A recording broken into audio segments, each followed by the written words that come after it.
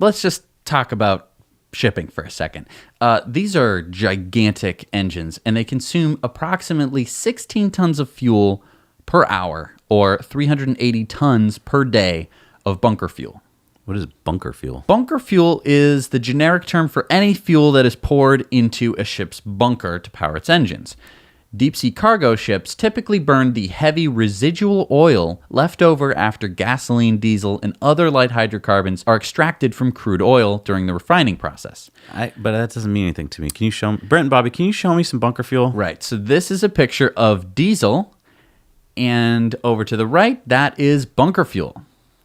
What? It burns that? Yeah, it looks like this. So bunker fuel is graded A, B, or C, with C being the thickest, most viscous, often requiring heating or blending in order to make it flow.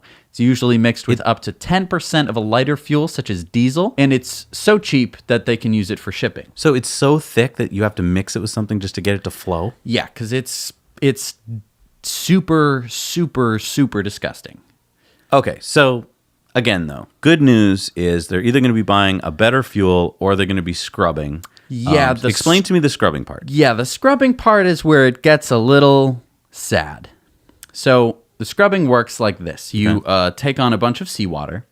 Then you spray that seawater through the smokestacks, through the scrubber. Okay. And that removes a lot of the sulfur and a lot of the other bad pollutants that would go into the air. We're talking, particulate matter, sulfur, as well as metals that include, lead, nickel, and zinc. So stuff that you don't want in the air. Okay.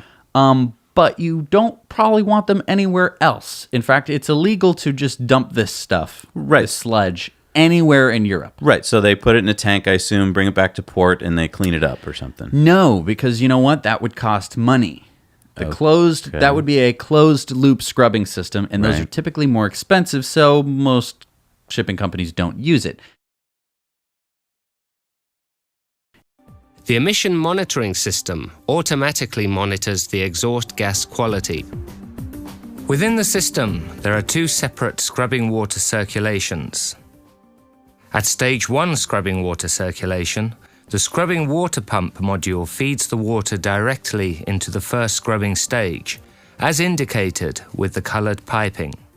At stage 2 scrubbing water circulation, the water is pumped through the seawater-cooled heat exchanger.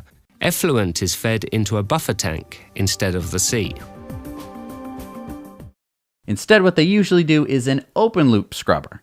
So you take on some seawater, you spray it through the scrubber, you put it through a little bit of a process, and then you just dump the waste into the ocean. What? How could you just clean the stack and dump it into the ocean? What was the point of that?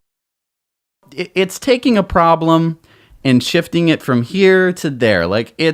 And we checked the regulations. They actually added this loophole to allow them to do it. The only reason they agreed to it was that they allowed them to, at the very bottom, oh, and by the way, then you can just throw it overboard. So basically what they're doing is they're moving it from somewhere where people all of a sudden are caring about it. Because of this, right? You see a picture of this, and you're like, oh, that's in my breathing air. Exactly. But what you don't see is if they do it underneath the water and they just pour it into the water, then it's like, oh, look how clean the boat looks. Right. And, it's good in a way that, a lot of deaths can be averted from poor air quality. But that is something that people care about right now, but they don't care about their ocean's cleanliness quality. I think they do. I think it's just that they're not going to see it. Right. It's making it slightly more invisible. So, and that's what we see a lot. They're just trying to obfuscate the terrible pollution that it causes.